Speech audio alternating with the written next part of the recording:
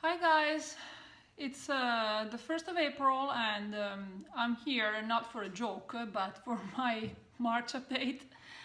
I thought it was going to be a small update because I'm having a lot of migraine and March felt like I didn't stitch much at all, or at least I was slower than usual, and I just had a lot of trouble.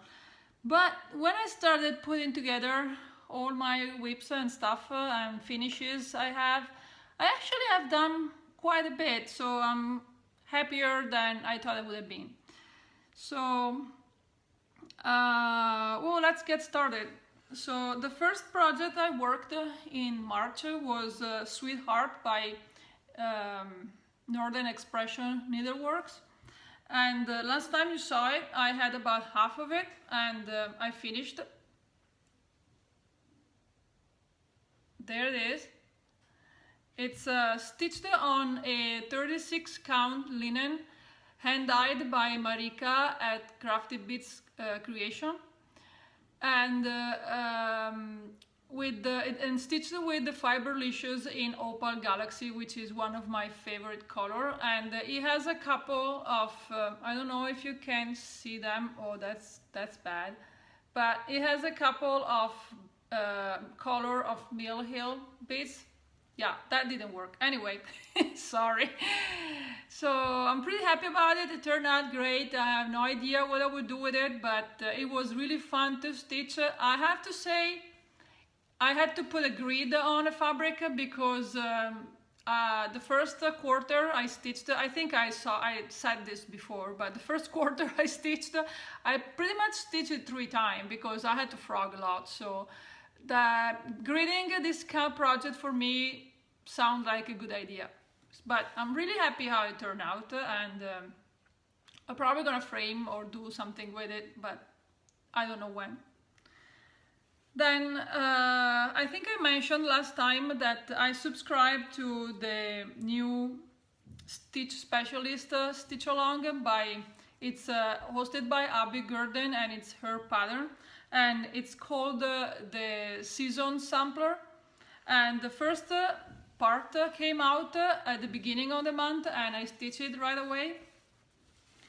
It's stitched on 32 count Murano, and on the colorway, sorry, I have to read that, Dune by Chromatic Alchemy. It's like a muddled sandy color, and I think I work really good with this project, and this is how much I have done.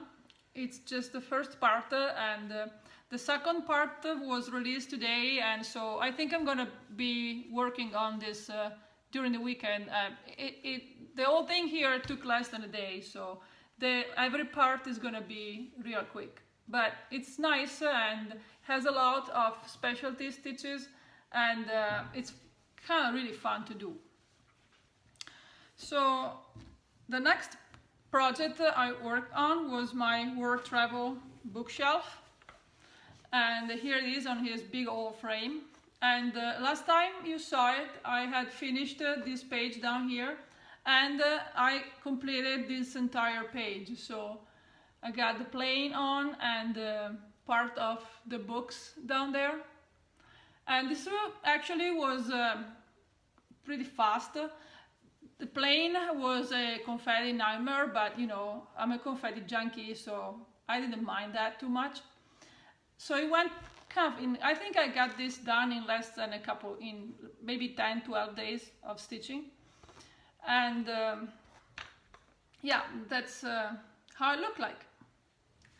Then after I finished it, I wasn't sure if I wanted to start a new page of it or I wanted to wait, because the Heaven and Heart Challenge number 2 was coming up.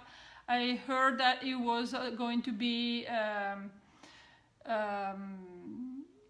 cross-country stitches, and so I wasn't sure if I should start a new page, or you know, I didn't know if I was going to stitch it, do the challenge on this piece or other piece, so I wanted to wait. And so as I didn't know what to do with myself, I decided to try something different. And recently I have acquired the entire collection of what used to be a wonderful magazine, and Amanda, Mrs. Milky Bar Kids, talk about it in her video, and it has been on my wish list for like a couple of years, and I finally bit the bullet and bought the whole thing.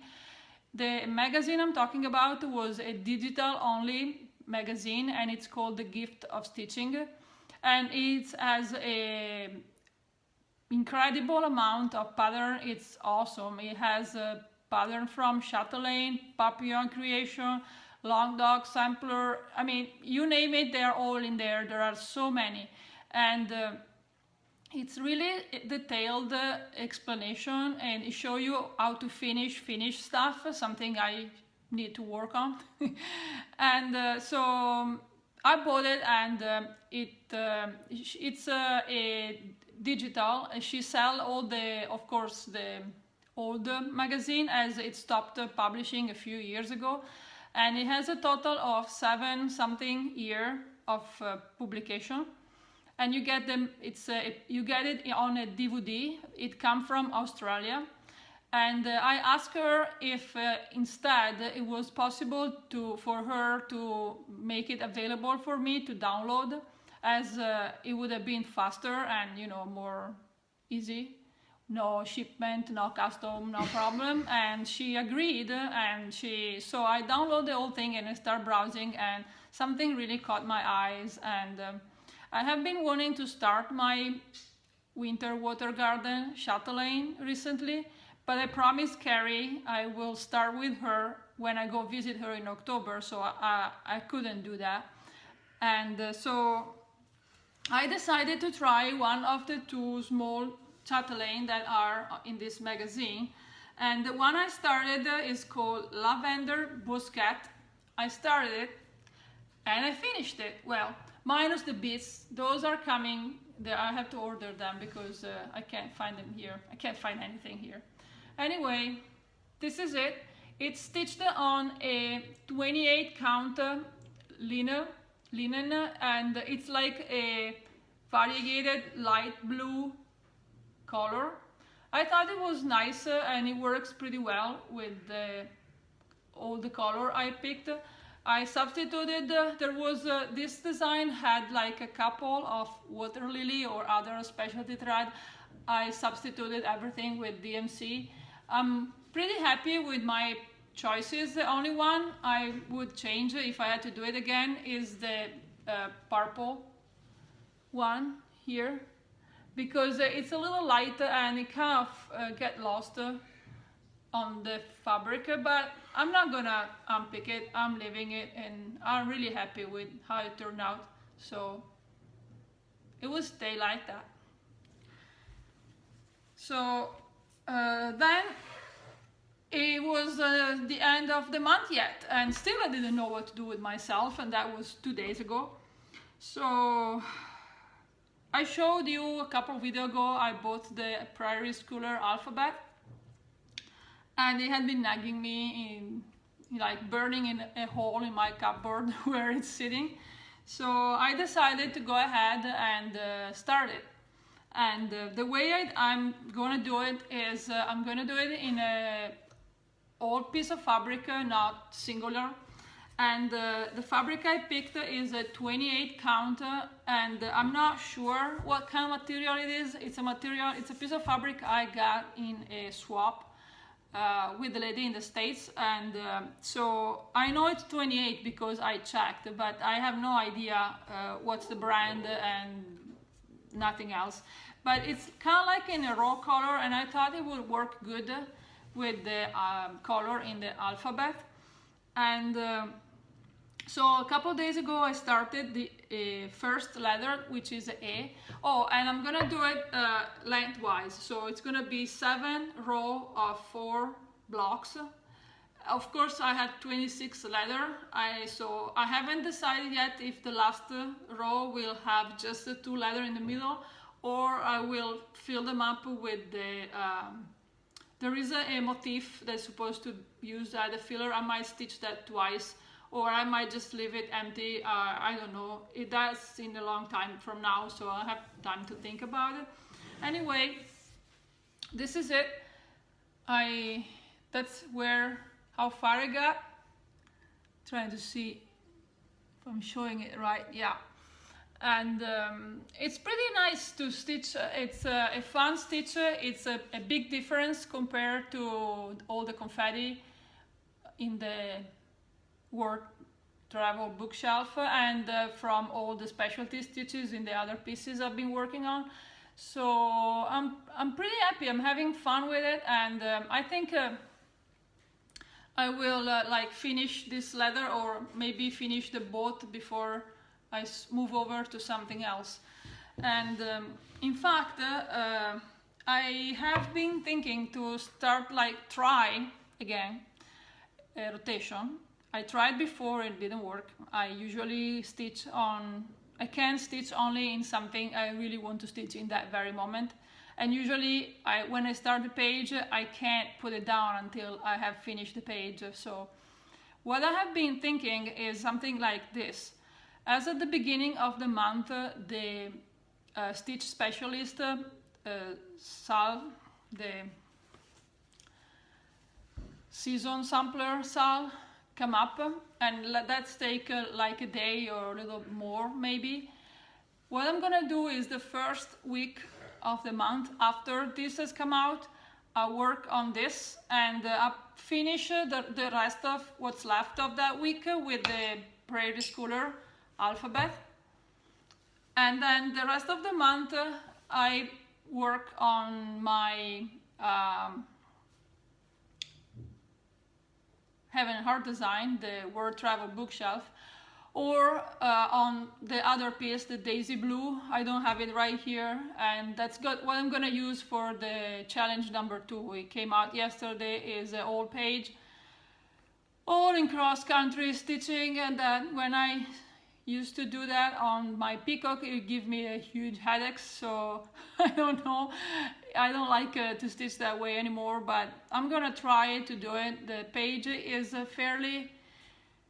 it's like 30% confetti hell, and the rest is pretty, not so confetti hell. So this month I'll probably work on that before I pick up World Travel, because I have like a couple of months to finish the challenge. So I worked on that, and if I get tired, I do a little bit on World Travel. I don't know. It's, I don't know.